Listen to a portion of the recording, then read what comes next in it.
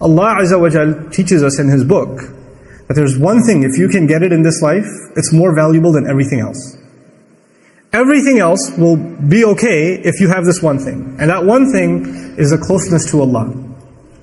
Is being good with Allah. And truly developing a connection and a bond with Him. The problem with people is when life is good and only good, for a lot of people they get distracted. You go from a video game, to a movie, to checking social media status, to hanging out with friends, to a restaurant, to sleep. Allah is out of the picture. There's no Allah left. It's just you chilling. That's all there is. And then times get tough. And the friends aren't there. And the game doesn't feel good anymore. And the car doesn't look good anymore because the health is gone. When the health is gone, none of those things mean anything anymore. All you care about is, I just want to be out of this hospital bed. If I could just walk again, that'd be fine. People are bringing you your favorite food, you don't want to eat it. People want to show you a movie, you don't want to watch it. All these things that you lived for, everything that you went from A to B to C to D, all these things are gone. You don't care about none of them. Because this one blessing, Allah Azza wa Jal diminished for you a little bit. And then at that point, you have two options. If you are of these people that are on the cliff, on the edge, you can start complaining to Allah, why did you do this to me? He just didn't like that I was so happy? Or you could earn the greatest treasure you and I can ever earn. And that is a humility and a closeness to Allah. To actually realize, even when I was healthy, even when I was wealthy, even when I was doing well, everything was fine, I didn't realize even then that I was on life support. Allah was actually providing for me every moment. I didn't earn anything on my own. None of it was something that I deserved. This is why Allah Azza wa Jal will say, أُولَٰئِكَ لَهُمْ نَصِيبٌ مِمَّا كَسَبُوا أُولَٰئِكَ لَهُمْ نَصِيبٌ مِمَّا كَسَبُوا. Allah Azza wa Jal will describe even fadl. وَابْتَغُوا فَضْلًا مِنَ اللَّهِ. Not kasaba min Allah. You can't earn something. It's a favor from Allah, whatever He's given you. But you don't realize it at the time because it just comes easy. But then you start begging Allah and asking Allah and crying to Allah and praying to Allah like you've never prayed before, feeling closer to Him like you've never felt before. And then Allah heals you. And you realize those moments you had when nobody was in the hospital room, you were just by yourself crying to Allah, were the sweetest moments of your entire life. Those were the few moments of your life that you actually had nothing between you and Allah. And those might be the moments that save you in the akhirah. That might have been the biggest gift Allah ever gave you, is those moments. But for some people who are on the edge, when times get tough, فَإِنْ أَصَابَتْهُ فِتْنَةٌ إِنْقَلَبَ عَلَى وَجْهِهِ. He turns on his face. He turns his face away. What does that mean? It means I want nothing to do with Allah. How come He abandoned me? How come He gave me a hard time? Why would He do that to me? You see, what happens to, and this is actually very easy to understand in our times, we live in a hyper-consumer society. So everything comes quickly. You want to be entertained, just open up an app on your phone. You want to buy something, just order it on Amazon, it'll show up at your door. Everything's become effortless. And everything's become instantaneous. You want something, it'll come to you. You don't have to go to it, it'll come to you. Everything's quick. We're used to getting served now. We're used to constantly getting served. And if one order of yours is 2 days late, 3 days late, you're going to give it 1 star, thumbs down, bad rating. You're used to this now. And now you make dua to Allah. Or you expect Allah to take care of some of your problem, but you're so used to getting things done so quickly and immediately. And when it doesn't happen, we're like, this is poor service. I need better customer service. I'm not going to go to Allah again and place an order. Because you're a customer now. You're entitled now. He turns his face from Allah. He didn't even listen to me. He didn't even solve my problem. Understand that Allah Azza wa Jal has a plan for everybody. And just to give you a comparison, in the case of Yaqub alayhi salam, who lost his child, Allah returned his child to him after years. Many years. And in the case of Musa alayhi salam, his mother also lost her child. She put him in the water. And He returned that child after a few hours. Because by the time the child got hungry, the next feeding was from the same mother. Because he wouldn't drink from anybody else. What am I trying to get at? Sometimes in this world, sometimes Allah will answer that pain of yours, Allah will relieve it immediately. Sometimes He will relieve it after many years. But in all of it there's good. In all of it there's good. I love the story of Musa alayhi salam, particularly because the khair in it. Think about the khair in it. All those years this father cried, yes?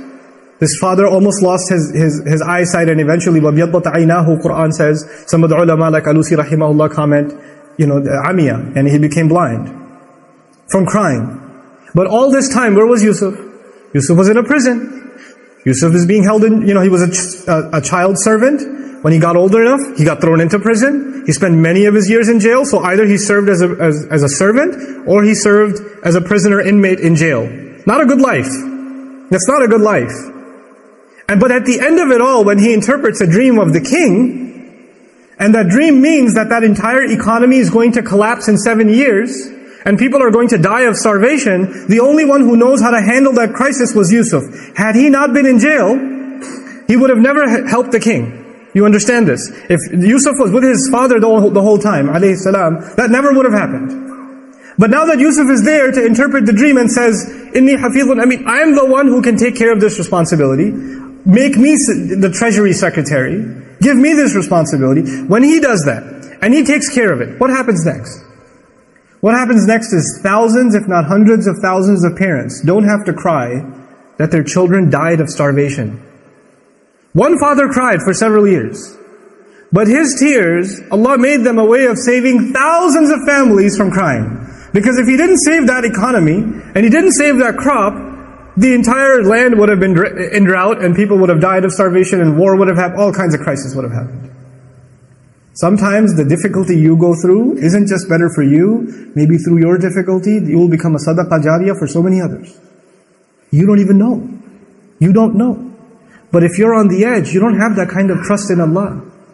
So you turn your back to Allah. انقلب على وجهه. And then Allah says, خَسِرَ الدُّنْيَا وَالْآخِرَةِ. This is what I want to leave you with. When people do that, they have lost this world and the next. What does that mean? This person lost this world and the next. If you can hold on, look, وَلَقَدْ خَلَقْنَا الْإِنسَانَ فِي كَبَدٍ. Human beings were made in toil and labor and difficulty. Whether you believe in Allah or not, you will still have challenges in life. Yes or no? Whether you believe in Allah or not, it's still going to be tough to make a living. It's still going to be tough to battle a sickness, This life, it's not like for believers, they get luxury and disbelievers get difficulty. No, Allah made all human beings in struggle. That's what He said.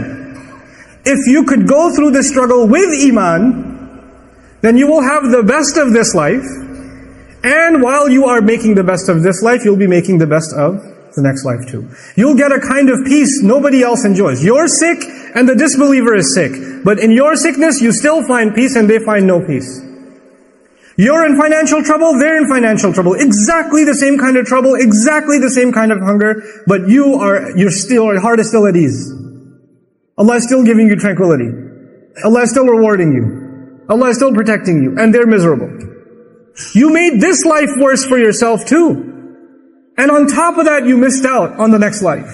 خَسِرَ الدُّنْيَا وَالْآخِرَةِ. This is why we ask Allah, رَبَّنَا آتِنَا فِي الدُّنْيَا حَسَنَةً. The qualification of hasana means, when you ask Allah for good things in this life, it means good on the outside and good on the inside. Good as in beautiful, tasty, enjoyable from the outside. And good for my next life. Actually good for me in the long run. Building my akhirah at the same time. This is رَبَّنَا آتِنَا فِي الدُّنْيَا حَسَنَةً. And therefore, وَفِي الْآخِرَةِ حَسَنَةً. And as a result, good in the next life.